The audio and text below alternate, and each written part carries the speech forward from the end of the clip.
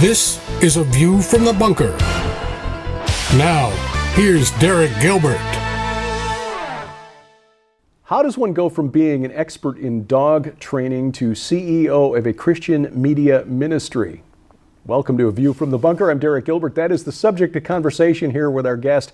Actually, the first guest we've had in the barn since we have opened here, and we wanted to make sure that Joe was our first guest.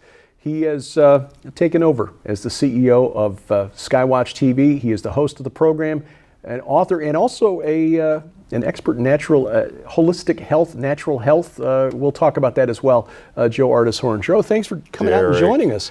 I'm so glad to be here, brother. This is, it's been an interesting journey these last 10 years. It was fall of 2014, so it'll be fall of 2014 since we came out here to talk with you, your dad, your family about partnering in SkyWatch TV. And in fact, you're the one who kind of spilled the beans. Your dad didn't even tell us what the mission of of Whispering Ponies Ranch was going to be. If it had happened even probably 2 years later, he probably would have. But back then it was still, you remember this because you and Sharon and I went on a tour. Right. We took an ATV out into the woods. I was just playing the role of host. Yeah. The Gilberts are here. My dad's doing something with him. He's building something. And he and your mom had to go to the Strategic Perspectives Conference, Chuck Missler's conference up in Coeur d'Alene.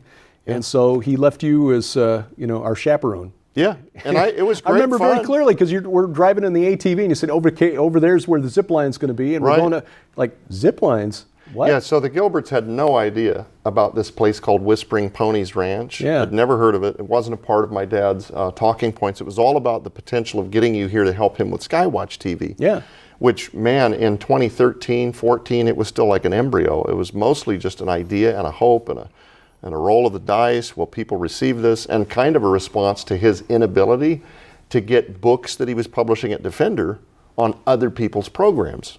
That actually, for your viewers that don't know why SkyWatch actually started, it was originally a reaction to my dad saying, I got to build a TV show too, I guess, because he would submit these books to other outlets, to big programs, televised programs. Right. You're talking about politics and, things that are outside of the echo chamber. This is not like inspirational 10 steps of faith.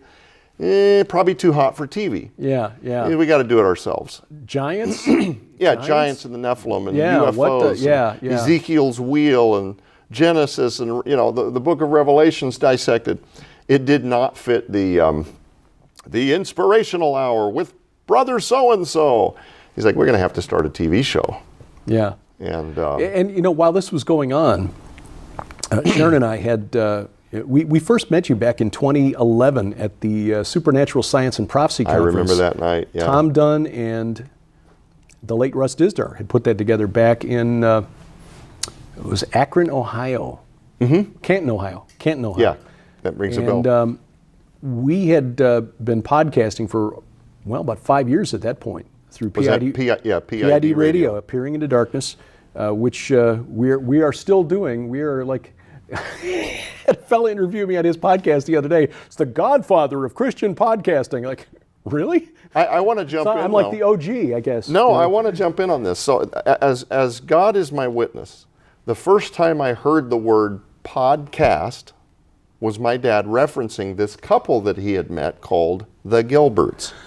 To me, at that point, you guys were just a name. It was the Gilberts and something having to do with a podcast. And I remember asking him, a what cast? Yeah. And it's radio, right? Because I'm thinking Art Bell, Rush Limbaugh, AM radio. What do you mean what is this? My first impression of the internet was like 1996. It was only a few years after that people started sorting out podcasts. Yeah, so I don't know how early it started. It was late 2004 when the code was developed. Adam Curry, former MTV VJ, and a fellow named Dave Weiner developed the code. And I remember this distinctly. October of 2004, they developed the code. And we started podcasting March 6th of 2005 was our first episode. And it was to tell people why they should buy our novels. And then it's like, okay, well, that's one episode. What do we do next Now week? what, right? Yeah, so that's when we started, let's explain the reasons we write. But yeah, I mean, younger viewers, you might not even know, there was this thing back in the day called the iPod. That has already come and gone and is no longer around. But that's where the name came from, podcast. To finish my point and to bring to the center of what I was getting at is that you being referred to by this other gentleman as the godfather of Christian podcasts, that was always how my father felt of you and Sharon both. And that's why when Sharon's on the SkyWatch television program, I always make sure I inform our audience that she's a legend and pioneer in Christian radio. Both of you guys. Well, really. She actually saw the value in podcasting and using the internet to get the message out before I did, because I'm an old radio guy. I got into radio back in 1980. Right. We've got friends who like to tell people, yeah, Derek's radio career began the year I was born. Your introduction, your career spans 40 years, which is how do you say he's old without saying that he's old? But that was, it's true. And I just had this idea that we had to be on a terrestrial radio station to be actually doing something. And so we experimented for a bit on one of the Patriot radio networks out there, the ones that are, and they wanted us to pay to be on the program. Sure. It's like, no, we'll just continue doing it. But Sharon's like, why do you need, when you're on the internet, you're already syndicated around the world. Right. And it took a while for that to sink into my, thick head, but she's right. And here we are. And it's what we're doing with this program. I mean, if you're watching this or listening to this, it's because of the internet. We're not putting it out over a transmitter and beaming it out over the airwaves. Right. And there is a revolution that is now caught up to Christian broadcasting in general. And I know that, and we'll talk about this here in just a little bit, but it's affecting everything. SkyWatch TV is being affected by it. Yeah. But anyway, that whole thing of feeling like I needed to make a change, because while we had started down this path of podcasting and been invited to a couple of conferences, including your dad inviting us to the first Branson Future Congress to interview people for our podcast, and then Gary Stearman and Bob Ulrich now at Prophecy Watchers invited us to their conference to do the same thing, and they got the bright idea to put a camera in the room, which then allowed them to create DVD extras, interviews outside of the presentations. That led to us being invited to speak at conferences. And meanwhile, I'm selling steel Monday through Friday and thinking there's got to be something else to do. And I was getting increasingly frustrated, even though we were paid well and treated well. Sharon said, speak to some wise brothers in the Lord who can give you some guidance and counsel. And your dad was one of the folks I talked to. He's like, well, might be something in the works. And then come that October of 2014, he invited us out and asked Sharon to be a guest on one of the pilot episodes of what became SkyWatch TV. So I have a memory, and I'll share it because it's one that stands out to me as the de facto first time my father watched you host SkyWatch TV. So I'll refresh your memory and inform your audience, because I know they don't know and you might not remember.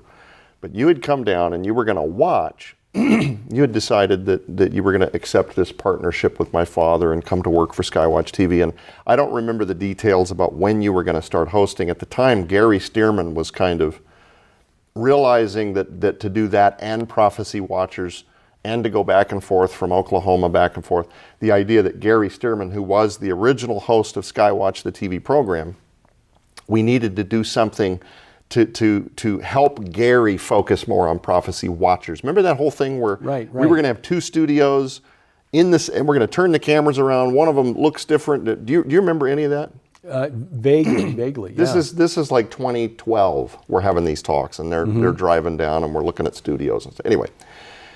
So I'm just history lesson. So Gary Stearman was the original host of SkyWatch TV. He made it about 6 or 7 episodes, and it was really obvious that it was too much for him to try to... And he was still pastoring a church in Oklahoma City at the time. Yeah, and that was right at the time, too, where he had started some health challenge. It was just too much. So the first person on the planet that my dad thought, the only other guy I know that could do this job would be Derek Gilbert. And that was when he reached out to you, and you guys talked, and like you said, I'm off trying to train dogs, and I've got this whole other world happening. So a lot of this at the time is just my father talking to the couple called the Gilberts, and I had met you once, and I don't want to get into the weeds on this, but I had also even recommended to my father that he not do this SkyWatch television thing, which is another thing that your viewers probably don't have a clue about. But if you understand context, it wasn't because I didn't believe in the ministry angle of it. I thought, basically in a nutshell, Dad, you've talked for a decade about making sure Mom's okay if something happens to you. And now you want to invest this giant nest egg into a total experiment called network TV. We don't have a clue what we're doing. You know, what if 2 years later you decide this is too much? You're going to have, and I told him, you're going to have 50 people working for you, ringing your phone off the hook. You're going to end up with a retired Walmart building. This is funny because we ended up, this almost became like prophetically so, right? I just didn't realize at the time it'd be my phone in the long run. But we ended up with a retired grocery store. I mean, almost everything I said, just tongue in cheek, came, you know, God has a sense of humor. It worked out. But the first time I saw Derek Gilbert host was actually supposed to be Dead Pets Don't Lie in 2015. Donna Howell and I had put out the book Dead Pets Don't Lie. And it was our first interview on the set. We were both nervous. And so we thought my dad could kind of softball us the questions, right? We'd never done a show like this before. And my dad, it was the weirdest thing ever to be in the room because, you know, Tom as almost a master orator, right? He doesn't get tripped up in his words or his thoughts. He does great television. He's a good communicator. It's one of the reasons his books have been so viral so many times. He gets up though, and he had never tried to host before. And he learned in about 10 seconds that hosting is a completely different role than being interviewed. Yeah. The psychology, the timing, the cadence, you're waiting for the guest, moments where you think you maybe nudged them to keep in keeping with the time, and here comes the break, and then you've got to make sure you go to the pit. It's not, if it looks easy, it's because you're surrounded by a great team that's helping you. I'll just put it that way. So he got up there, and welcome to SkyWatch TV, folks. Today we're going to be talking about, hang on, I didn't like that. Welcome to SkyWatch TV, folks. Today, no, I'm not going to do that. He gave like 4 of these quick little dry runs. Did not like any of it. He stands up from the news desk. You remember this now? Is this ringing a bell now? Derek is sitting there watching because he's just being introduced to the studio. This was not supposed to be Derek starts work that day. And my dad goes, no, Derek, how about you do it? And Derek, you may not remember this, but he had a coat. He'd brought a coat. I think you might have been wearing jeans, but it didn't matter because the camera started here. What happens below the desk stays below the desk. Yeah. Derek puts on his father's cufflinks. Do you remember this? I do. This is a memory that's lasered in. It was so many wonderful, beautiful. I didn't mean to get to you with this. I'm just sharing what happened. But he's putting his father's cufflinks on, and you said something about how special they were to you. You walked over and you sat down at the news desk, and with no prep at all. By the way, Derek, this is about pet food, and here's the industry, and here's the questions. Okay, here we go. And he starts out with this introduction. Off the top of his head, go back and find the Dead Pets Don't Lie series. None of this was planned this way. And you one-shot the entire 4 series. You made Donna and I feel like everything we needed to say got up on the scoreboard. You put us at ease with your talent and your skills. And when it was done, my dad said this. He said, that's why I'm not doing TV, because Derek Gilbert does perfect TV. I'm just sharing this stuff because I've never told you that whole story, and I'm taking the occasion to tell you and your audience. But I don't know. If I were listening and loved Derek Gilbert and or Tom Horn, that would be an interesting bit of history. Yeah, until you mentioned the cufflinks, I'd kind of forgotten about that because, you know, it's just like, well, it's what you do. You know, the Lord, I think, created us and trained us for what we are doing, and you don't really recognize the training until it's in the rearview mirror. You know, why did I go through the radio career and have such difficulty at these points? You know, it's because that was not the ultimate goal, but these skills developed in the training was part of that, which then leads to this question: how is it that you went from pursuing a career as a dog trainer to the point where you actually put out a DVD on a dog training method. You were working with dogs on a regular basis, dogs with problems, with behavioral issues and so forth, to coming into this vision that your father had. And how did learning to master dog behavior prepare you for what you're doing now? Well, for the record, I don't say of myself that I ever mastered the dog behavior thing, because as soon as you think you've got it all sorted, you'll meet a new dog that puzzles you, and you're like, well, now this worked 50 times. Why is this, bio-individuality? Yeah. It's the same with health. Yeah. There's not a one-size-fit-all protocol for everyone's health. Some people need to make adjustments. And so having said that, I was deep into what was a full career doing the dog training thing. And in 2014, SkyWatch very much was my father's pet project. And I was just trying to help him edit. I kept looking for a replacement. Somebody would come, you remember this, because I would tell Derek, hey, things are going to change pretty soon, Derek, I'll be out, and then there's this new editor that's coming, and he's going to take over the show. And we continued to kind of go through editors. My dad, all the while, for the record, never ever making me feel like I couldn't pursue my career or live my dream, or, hey, son, I really need you to come look over the family TV program. None of that. It was always just, God's in control, go live your life, love you, proud of you. Like, it was more me he was detached from the realities of what it took to run the studio end of things. And you were there. And you would go through these editors. And I just didn't feel like I could fully step away without somebody there absorbing what was going to be surprising in terms of the gravity of all the responsibilities and stuff.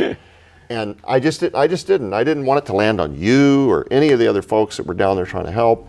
And so I didn't feel a release. It's probably the simplest way of saying I did not feel a release, and I wanted a release.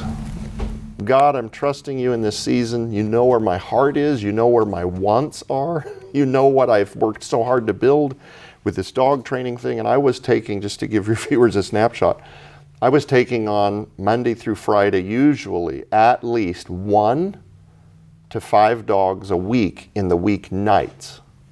Now, sometimes it'd be 2 dogs in the same household, but that means that, way more than a family goes to church on a Wednesday. This was like perpetually draining, because I'm working my full-time job for SkyWatch and then I'm training dogs in the evenings.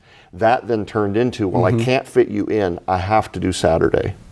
Just word of mouth. Then my friend who was the man in Branson, Darren Papas, he was a mentor to me, he was a hero to me, still love the guy. But he was fabulous. He was called the Branson Dog Guy. And he had built over a decade this giant client base of dogs. And one day he calls me, he says, Joe, my daughter and I, she's living in California, I'm moving. But I tell you what I'm going to do for you, I'm going to hand you my entire Rolodex. And I was like, God, is this you trying to tell me I'm never going to have time for SkyWatch ever again?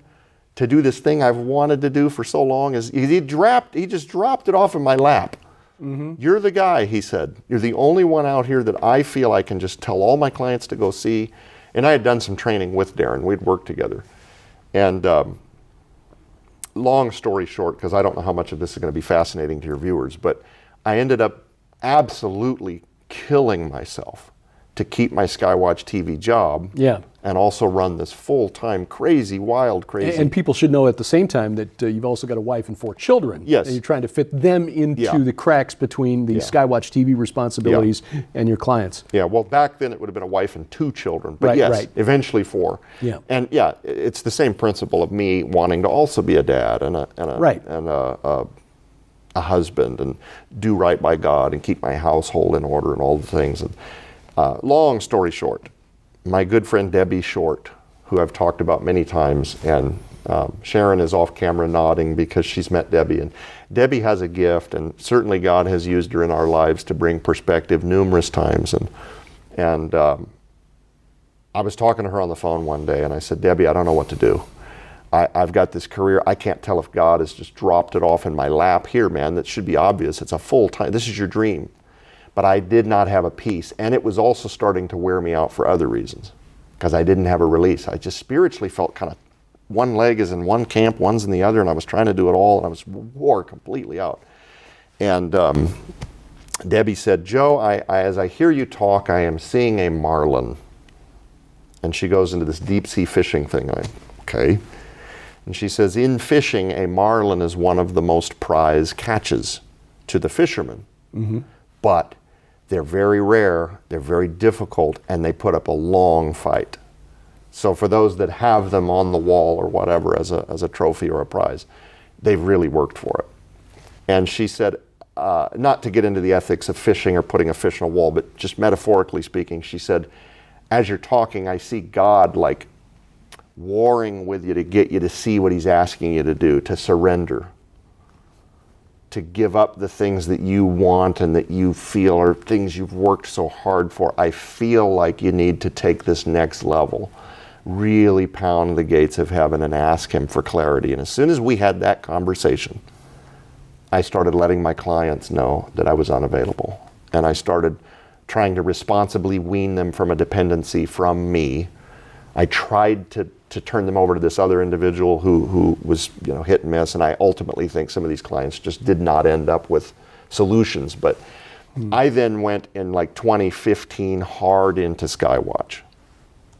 I just, Lord, I'm giving you every morsel of who I am. Much of the plan at that time still didn't make any sense to me at all. But spiritually speaking, with my blindfold on, I just, Lord, what would you have me do? The only thing I felt, it didn't have to make sense that I felt he was saying, this is it, was to just go all in on SkyWatch. And so, my wife and I, we it's a long story, but we made every move and counter move we could to be available to all the things SkyWatch. And I had no idea at the time, other than to just sense it was very important to make sure I was attached, that we'd be sitting here today, post my father, and to look at where the ministry might be if we had not been obedient at the time to just go all in. Mm. And that's not to say I have a Messiah complex or that it would implode were I not here, or anything like that. But just where we're at today, you can't be where we're at without going back years ago and start building towards this moment. Right. So that's the shortest version I can give you. But the influence of Catherine behind the scenes is really something I don't think most viewers appreciate. She has been instrumental in setting up the store, which provides the funding for not just SkyWatch TV, but the reason SkyWatch TV exists is to finance the work at Whispering Ponies Ranch. Mm-hmm. But she has also taken a step out now in hosting a new program that SkyWatch TV has featured the last couple of years, mm-hmm. And that is now taking a different direction. The Simply His coffee shop. Mm-hmm. This is a different type of program from what SkyWatch TV has become known for. What is Simply His for viewers not familiar with it, and how does it complement what SkyWatch TV puts out? It started off years ago. Allie Anderson, Donna Howell, those are both my siblings. My mother, Nita Horn, mm-hmm. who now is like post-founding WPR, Whispering Ponies Ranch, and she's in the season of life a few years ago where she's asking God, now what? What else can we add to the ministry? And one of the things, and my wife was integral to these conversations, well, the four of them started attending women conferences to go next level. Let's go, let's be a part of the atmosphere of worship. Let's really dig deep and ask God what else. They felt like he was getting ready to nudge them to another layer of ministry.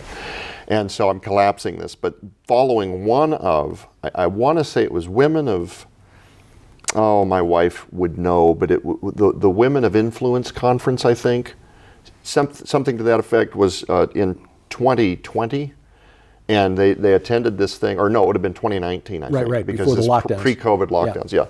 And anyway, they all left feeling, this is a collapsed version, but they all left feeling like God wanted them to resume something they had started over 20 years ago, or 2005.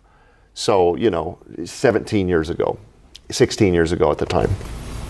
And it was the Women of Raiders. And they had done like 2 or 3 podcasts, and the ladies right away responsive to it. But to make a long story short, the structure of our lives, also owning a food catering company at the time, it just no chance. Was this going to survive? No one had the time. It was brutal. We were working like till 11 o'clock at night trying to do podcast. It was just brutal. So they felt like, spiritually, it's a great idea. The timing is off. And the timing would not become on until about 4 years ago. And they just felt like it was time to really kind of lean into the women. We have a lot of women that watch SkyWatch television who also appreciate, in addition to Bible prophecy, things that are dealt with that have to do with grandmothering and being moms and dealing with holidays and not to frame it at all like it's a superficial program, but the lighter side of just being women and doing life. Yeah. Right? Yeah. Where SkyWatch, the flagship program, tends to be really heavy a lot. We're dealing with politics, prophecy, the supernatural, what's happening with the Biden administration, what might happen later this year politically, that kind of stuff. Mark of the Beast, digital technology, big tech censorship, where AI is moving us towards a cataclysmic moment where what we think is going to be beneficial and serve us may end up being unintentionally a new form of master-slave relationship where we are now dependent on technology for our own survival. That's the SkyWatch flagship show. To kind of step away from some of that and do a program for women that's almost more nourishing to the souls of a woman, to have a cup of coffee and to talk about faith and what happens when trouble comes knocking. And what do you do in these valleys of decision making? And like you said, my wife probably less visible on the flagship show, so people may not know this about her, but she is the salt in the middle of all SkyWatch that makes the back end. I couldn't do what she's doing. From the bookstore that she was absolutely instrumental in building, to the continued maintenance of all the technology and whether the shopping cart is batching and whether a person places an order and it gets shipped right away. Like it's just, I cannot have this be my life, right? This is what she's doing. In addition to producing the Simply His Coffee Shop program, in addition to being a mom and busing one of our children to dance and volleyball and doing the school thing. And so I've done everything I can to support her, give her moments that are just for herself where she can sit there and veg out for a minute and recoup. But I don't always feel like she gets those adequate windows. She's a very hardworking person. Yeah. And I will say this, it's difficult to consume content while you're producing content, so I can't say I've watched many of the episodes, but those that I've seen, the women of Simply His are deep thinkers. So this is not like The View, a Christianized view. Right. This is some really deep thoughts on how to do life as a Christian woman, and I think we as Christians need to recognize, as God created us from the beginning, male and female, we've got different roles to play. The world would tell us that it doesn't really matter. We're interchangeable parts, like potato head dolls, where you can just swap not only roles but parts and genders. And that is not how we were created or designed. And I think we are happiest when we fit into our roles. And how we do it is going to differ, as you say, how is it? Bio-individuality. Bio-individuality, I like that. Because we are all different. I mean, what it means for me to be a man is not necessarily the same as what it means for you to be a man. I don't have as many guns, for example. But that there is still a difference between how we act in the roles as fathers and husbands, brothers, than a woman would act as a mother, a sister, a wife. And that is as it should be. There is not one that is better than the other. That is just how the design was envisioned and put into place by God. And so it is good that there are, I think essential, there are programs like Simply His out there to complement.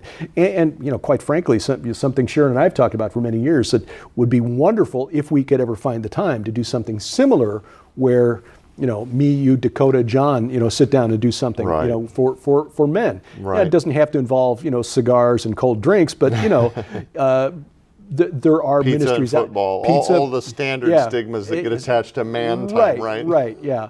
The older I get, sadly, the less important football becomes. Oh, my goodness. The future of SkyWatch TV.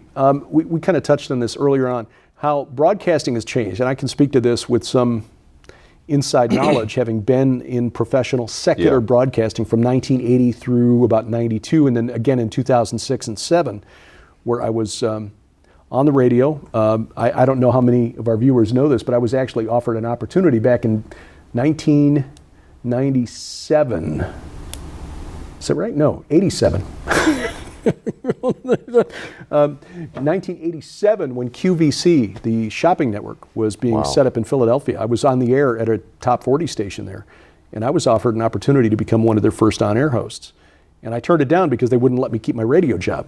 So anyway, that could have been me, pitching the kitchen devices on You could have been Casey Kasem, like 2.0. Yeah, well, Casey Kasem or David Venable for people who watch QVC, who's just celebrating 30 years with the channel. Oh my. God bless him. But I think it would have been like Pat Sajak after a while, who once described hosting the prices, or what is it, Wheel of Fortune, as hearing his brain cells flake off and hit the floor. But broadcasting has changed a lot, where it used to be you had 3 networks, ABC, CBS, NBC, you had PBS, and a few independent TV stations here and there. Radio was what it was, and now the internet has changed all of that. Yeah. And the cost, just the physical expense of broadcasting a signal, I mean, the electricity alone for a transmitter, a 50,000 watt or 100,000 watt radio transmitter, television transmitter, the cost of maintaining a tower. Yeah. I mean, I knew some of the engineers back in the day that had to literally climb the towers in the middle of ice to try to de-ice things so that broadcast would continue. Whereas now with the internet, if you've got a decent internet connection, which most of us do anymore, even here in rural America, you are syndicated globally. How is this affecting SkyWatch TV going forward with the changes that are taking place with Christian broadcasting television? I wish that I could tell you conclusively that we're kind of looking back at this chapter that we're in right now retroactively, like in a decade, if the Lord tarries and we're still here, and tell you exactly how we ended up navigating it, so I could steal that information, go back and apply it right now. Because the truth is, we're in a dichotomy, because it's not fully yet that all media is distributed through the internet, through podcasts, through platforms like Roku, YouTube, Rumble, Vimeo, TikTok, Facebook. It's not that all of the information is being distributed that way, but a lot of it is. And so we're in this dichotomy where, were I to pull, for example, with the astronomical cost of network television to be there, that means, the old school people are watching us, they're setting their DVR, they're recording the program, maybe they catch us live on cable, whatever. The old way, I say old, like 10 years ago, way that people watched almost everything. I mean, people were still selling cable with package deals 10 years ago. Right. Those industries have had to either completely reinvent themselves and include some kind of a paid-for, internet-based subscription, or they're gone, right? But we're not exactly and completely in a position where, were I to pull all of our networks, because I rationalize this every single day right now, looking at the cost of being present. And I don't want to name networks specifically because some of them are dear friends of ours. We're hoping that they succeed, and their reach is still significant, which adds to the dichotomy here. But it is my view that they may be failing over time. But were I to pull my program, and I could rationalize this because we have friends in media right now. They're not on paid-for network television. Yeah. They're getting millions and millions of views and plays. They're making generational wealth that they have almost no overhead. They just create content, and they have these paywalls set up for $10 a month. You can be a part of our platform, the whatever club, and for $3 a month. They're doing advertisements where they're selling somebody else's product, which, being a non-for-profit and a Christian ministry, my hands are tied to a lot of those avenues. Right. So I can't pitch an external product, even if I love it, like the timeless value of silver and gold. We've foregone a fortune of opportunity to seize that momentum this last year and to get our hands on an opportunity to have appealed to people's need for the timeless value of silver and gold, with all this question around digital dollar and the currency maybe eroding and the value of the US dollar, and done it to have robustly supported Whispering Ponies Ranch and these other non-for-profit, but because I can't speak to the spiritual values of said company, because this is another a for-profit business that may or may not support religious ideologies that our viewers would then go discover and then be upset about. You understand what I'm saying? Mm-hmm. We as a non-for-profit ministry, I can't sell you action figures or somebody else's movies, and that's a lot of what you see people online doing. They're making it's the money hand over fist is ridiculous. We have stayed in the stream of, Lord, what would you have us do, even if it means it costs us a fortune, so that we don't lose our ability to underwrite what we're doing at Whispering Ponies Ranch and SkyWatch TV, mm-hmm. and not compromise to some of these money streams, our values, or even to attach ourselves in terms of brand equity to some of these other for-profit opportunities that you see people online endeavoring. And I know I'm talking a little bit vague because I don't want to hurt anyone. Right. So you have to follow me on this. We're in this dichotomy where network television costs an astronomical amount of money. And I could rationalize just severing that from SkyWatch TV, going straight to all the four free platforms, and probably just with the viral ability of what people are already doing and participating, probably underwrite much of what we're doing as a ministry. But here's what would happen. The thousands and thousands of people watching us in homes where they're being cared for, that don't have an interest or the finances to support an internet-based subscription. Mm-hmm. So I'm talking about a lot of our senior citizens, right. that love and pray for our ministry, that are only able to watch it on their cable, mm-hmm. on local television, cable to local to them, exclusive to them, during the hour that it plays once a week. And every time I picture them being unable to get that access to SkyWatch TV, and we get emails all the time. Cable is the only place I can watch you. Yep. It means the world to me. Your ministry it's meant so much to my sense of encouragement or being able to analyze the times we're living in.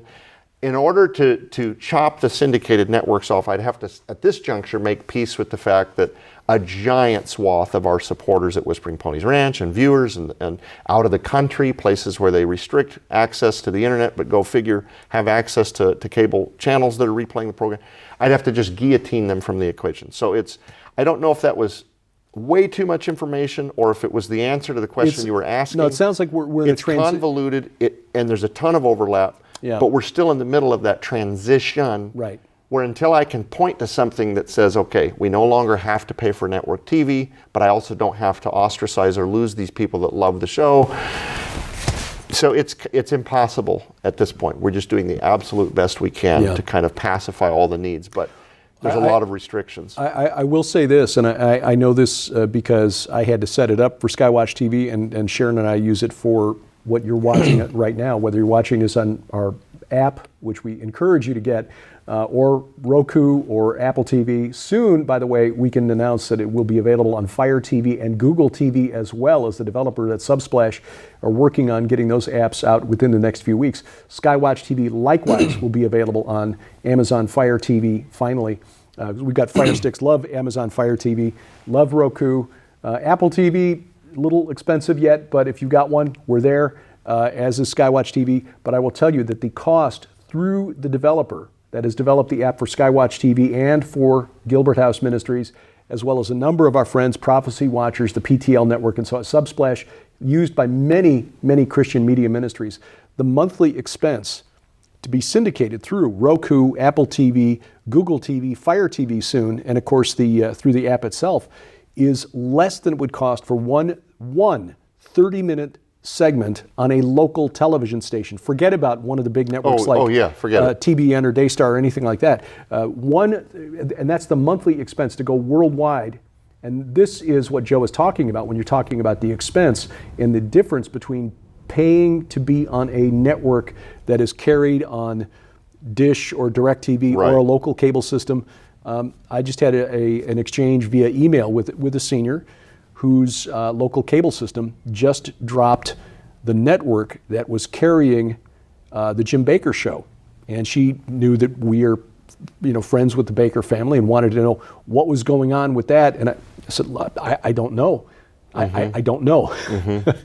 But I know that for them, for many of the other Christian media ministries out there, of which SkyWatch TV is not even one of the biggest, this is really a time of transition, as you say, where syndicating through tools like Roku, Apple TV, Fire TV is much more cost effective. But there is, as you say, a large segment of the audience that was not raised with internet, was not raised with this technology, and is still looking for the program on cable, right, and will DVR it, and record those programs for later viewing if they're not available. But that is still how they're consuming it. So we are in a time of transition, and it will be interesting to see how things develop and shake out, because some of the free tools, as you mentioned, like the streaming video websites, YouTube, Vimeo, Rumble.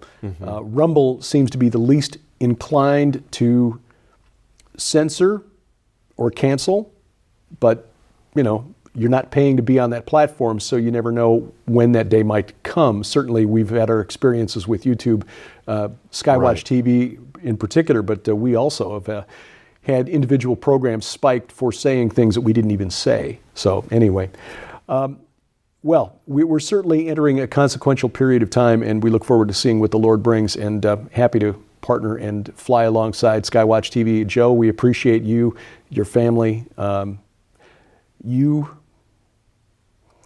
literally changed the course of our lives. And we are doing what God designed us to do. And it was because Tom Horn said yes.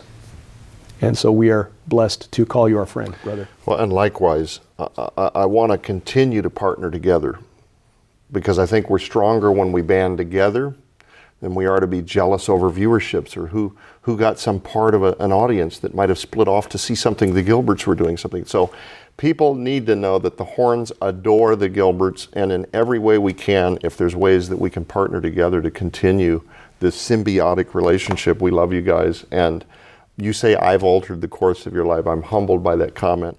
Obviously God was the one that intercepted all of our directions. And now we might be looking at just a little snapshot of why. Yeah. If it were not for the Gilberts being obedient, coming to SkyWatch when you did, and to host so wonderfully, the way that you handled yourself on screen for those many, many years while I was out training dogs and telling my dad not to build any of this, we would not be sitting here today. So you and Sharon absolutely get to own a giant swath of where we were and where we came from. Well, likewise, the Gilberts will always be fans and supporters of the Horns, and especially the mission at Whispering Ponies Ranch. And we highly encourage you to take a look at anything connected to Whispering Ponies Ranch. WhisperingPoniesRanch.com. SkyWatch TV exists to support the work there in changing the lives of children who desperately, desperately need the love of Christ, who need to know that there are adults who will cherish and protect them, not try to use them. So we are honored to be a part of this. This is what that's all about. Coming up, I'm going to tell you where we're going to be for the rest of 2024, at least as far as we know it now. And of course, yes, another example of how being liberal means never having to deal with cognitive dissonance. Bless their pointy little heads. That and more as A View from the Bunker continues.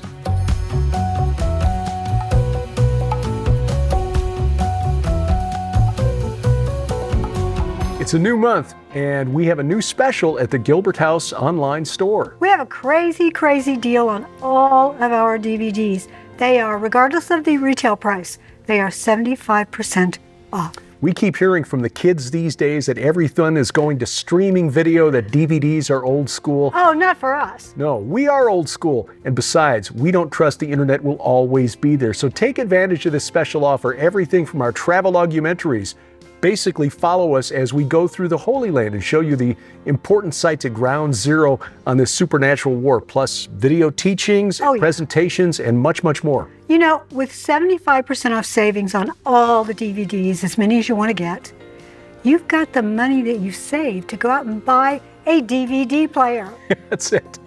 Take advantage of it now, online only at the Gilbert House store, gilberthouse.org/store. And thank you for your prayers and support.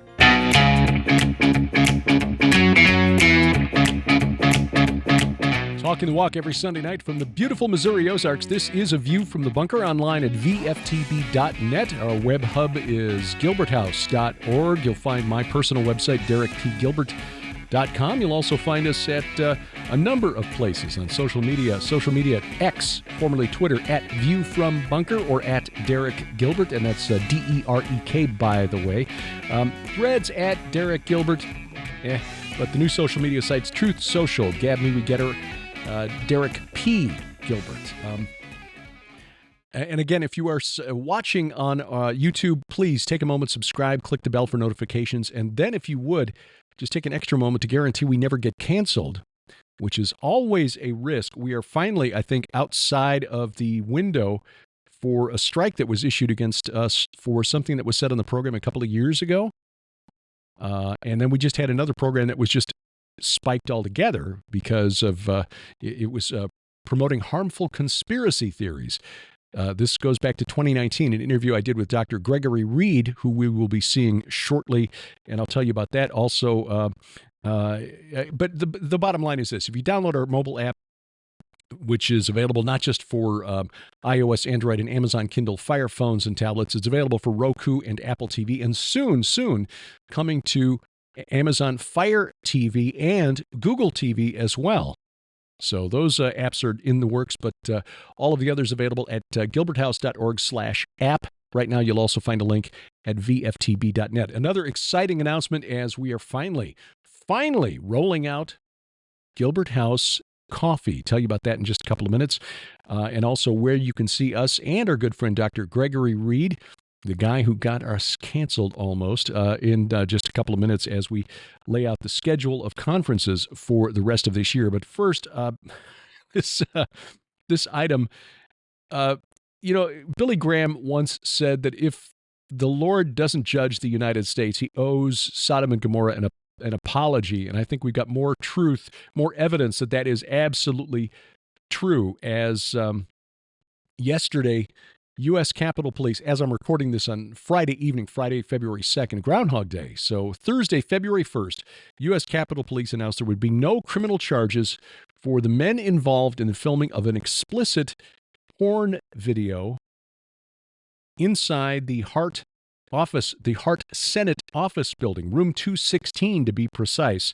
A former aide to Maryland Senator Democrat Ben Cardin was called out on this a couple of months ago. They caught the porn scene filming himself, recording himself having sex with his male partner. I mean, and again, the genders of those involved really doesn't make any difference. I don't care. The fact is, this was explicit pornography filmed inside an official Senate office in the Hart Senate office building. They identified the men. They identified the room. One of the guys involved, again, former aide to Maryland Senator Ben Cardin, has since relieved of his duties. But and he tried to play the victim card. Hey, I'm the victim in all this. They're persecuting me because of who I love.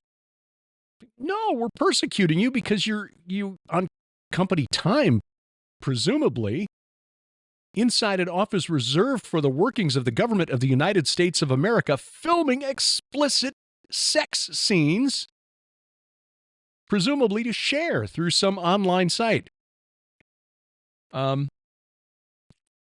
According to the column by law professor and scholar Jonathan Turley, it doesn't appear that the video site where the scene was shared is a moneymaker.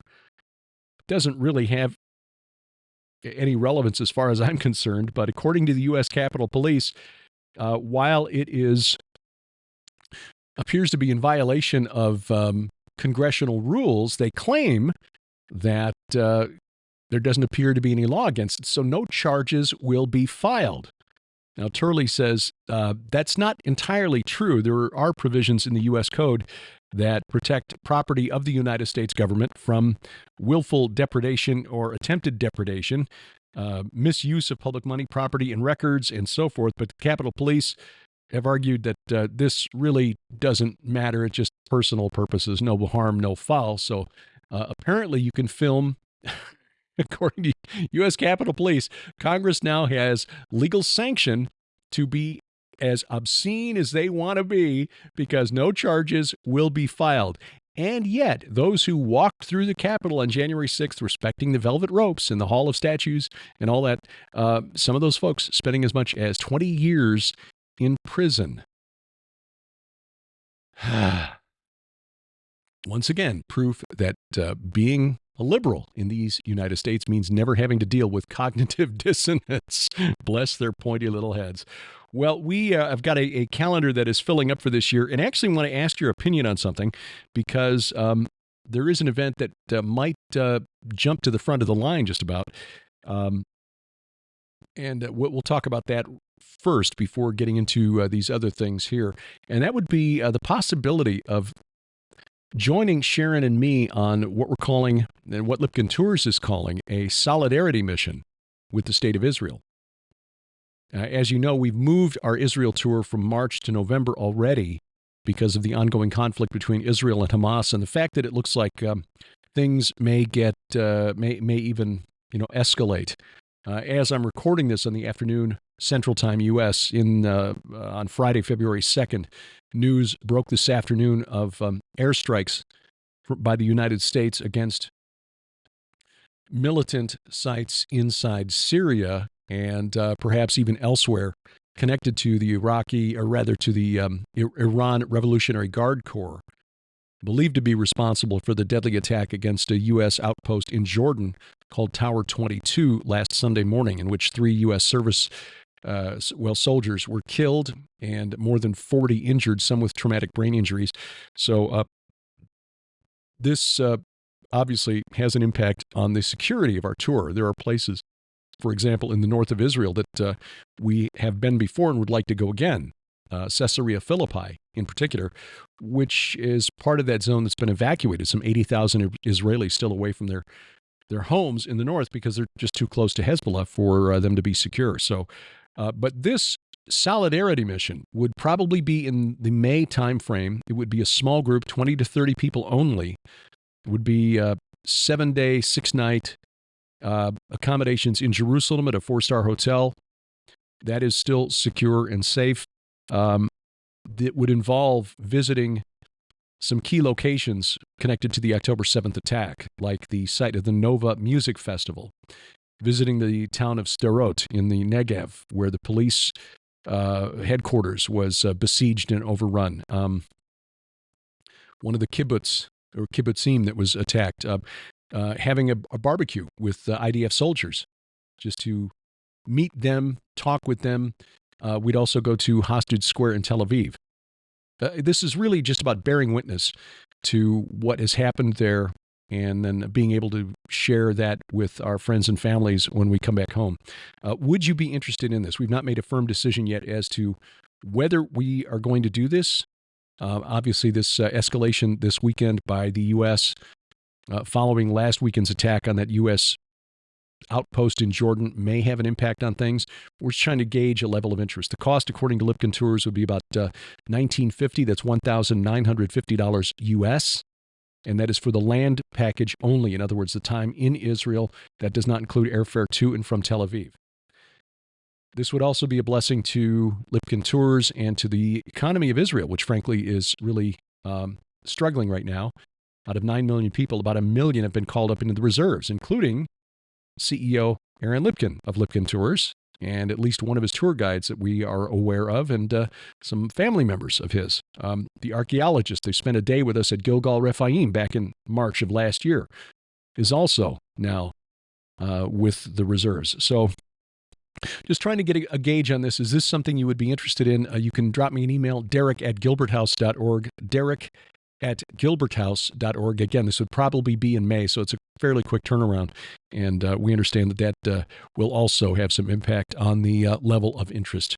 SkyWatch TV's virtual conference, as we discussed with Joe Horn, that's coming up in just a couple of weeks. February 29th, it will launch 90 days access, 90 days, a period to sign up. But once you sign up, beginning February 29th, you will have 90 days to view the videos, the presentations. And this includes access to all 6 feature-length SkyWatch Films documentaries. I think, obviously, the big selling point is that this is Tom Horn's last presentation. He recorded this last fall before he took ill in October and was called home by the Lord. But in addition to Tom Horn's final presentation, you've got Rabbi Jonathan Kahn, Pastor Carl Gallups, Dr. Judd Burton, Rabbi Zev Porat, Sharon and me, of course, Kenny C., Pastor Casper McLeod, Dr. Mike Spalding, Dr. Igal German, Vicki Joy Anderson, and more. And you can find that out. Find all of the information and a place to register at defenderconference.com. And if you register by February 15th, you get a $10 early bird discount. Registration normally $95 for all of this content. Again, 24 presentations plus 6 feature-length documentaries and a $10 early bird discount to register by February 15th. The first weekend in April, we will be in Dallas for the Prophetic Signs in the Heavenlies Conference. This is Hear the Watchman, Mike Kerr and Jeannie Moore. It's at the Hilton DFW Lakes Conference Center in Grapevine, Texas, close to the Dallas-Fort Worth International Airport. Price for registration for early birds to sign up was just $35. That will increase, and I've got to double check the date on that, but you can find all that information at hearthewatchmen.com. Speakers include, yours truly, of course, Paul Begley, Colonel David Giamona, Pastor Casper McLeod, David Hebner, Dr. Carrie Mayday, Dave Hodges, Michael Bodea, Tuv Rose, look forward to meeting him, John Moore, David Paxton, Doug Thornton, and more. And again, find out more information and how long that early $35 registration lasts at hearthewatchmen.com. And of course, if you stay through Monday, April 8th, you can watch the total eclipse of the sun as it crosses the United States. Dallas is right in the path, so perfect place to join us for that.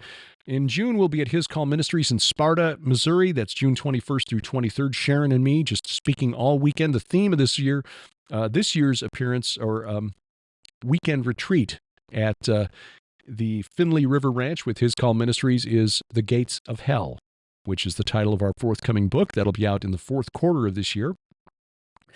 And so that research is very top of mind, and that will be the theme of the weekend, June 21st through 23rd, Friday night, Saturday, and then Sunday morning at His Call Ministries, the Finley River Ranch in Sparta, Missouri. More information at hiscallministries.com. In July, the Go Therefore Conference, Harvest Revival Center, Brookville, which is suburban Dayton, Ohio. Dr. Michael Lake, L.A. Marzulli, Pastor Paul Begley, Dr. Greg Reed, the guy who keeps getting us in trouble here on this channel, Pastor Carl Gallups, Dr. Judd Burton, and more. And it's a wonderful facility, and the team there at Harvest Revival Center really makes us feel like we are family. So please join us for that one, July 26th and 27th. Information and registration at gothereforeconference.com. And then the final weekend in October 27th and 28th, I think. Or 27. Well, anyway, it's the final weekend in October. The Nephilim Anthropology Conference in Scotland. Details still forthcoming, but I have agreed to speak there, and we're looking forward to getting back over to Scotland to visit that land, the land of Sharon's ancestors, and some of mine as well. I have some Frakes ancestry, which makes me a distant cousin to Jonathan Frakes. Number 1 from Star Trek Next Generation. Kind of an unusual surname, but I believe there is a Scottish connection there. So we're looking forward to getting back over there. Now, the other thing I wanted to talk with you about, besides our specials on DVDs for the months of February and March, we're just blowing out all of our DVDs 75% off. We are now launching, thanks to a new partnership with Nick Fisher at Kevlar Joe's Coffee, a line of Gilbert House Ministries branded and blended coffees. And there are 3. We just received these in the mail today. We'll be brewing these up this weekend and reporting on them. We've had some of their coffee in the past, some of the Camp Herman blend, the Bigfoot blend, and wonderful, wonderful stuff from Kevlar Joe's. We've got 3 blends that we are offering. This is the amazing Grace blend, so named for Grace, the rescue dog. And like her with her black and white coat, this is a cookies and cream blend, a medium blend with the taste of cookies and cream. Snarling Dachshund, inspired by Sam T. Dachshund, who sadly, he lived a good, long, healthy life. He was about 20 years old when he finally passed. But Snarling Dachshund blend, which is also a medium roast, but this is a Sumatran bean, which is really, really good. If you've had Sumatran coffee, very mellow, full-bodied, but mellow. And so we're looking forward to that. And then one especially for the bunker here, because we run on caffeine here at Gilbert House, and especially here in the bunker, Derek's Bunker Buster. This is a dark roast Colombian, and this is guaranteed to get you up and moving in the morning. And so we are proud to partner with Kevlar Joe's Coffee, American-owned, veteran-owned, and operated, and also from here in our home state of Missouri. So you'll find links to Kevlar Joe's at our store, gilberthouse.org/store, or you can go to Kevlar Joe's Coffee as well online and take advantage of these. It smells wonderful. Coffee always does. The proof will be in the cup. And again, we just received these today. We'll be brewing these up and reporting back to you in the days ahead. Well, we appreciate you taking time out of your schedule to watch or listen wherever you are consuming this podcast. If it's, again, video, YouTube, thank you very much. Please download our app. If you're listening online to any of the podcast sites like Apple Podcast, Google Podcast, Amazon Music, iHeartRadio, Spotify, Spreaker, Pandora, wherever else fine podcasts are sold, thank you, and we'd appreciate if you take a moment to give us a review or a rating.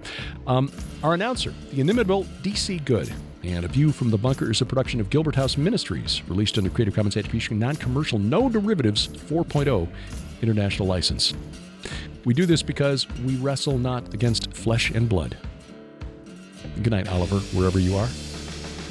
I'm Derek Gilbert, and this is A View from the Bunker.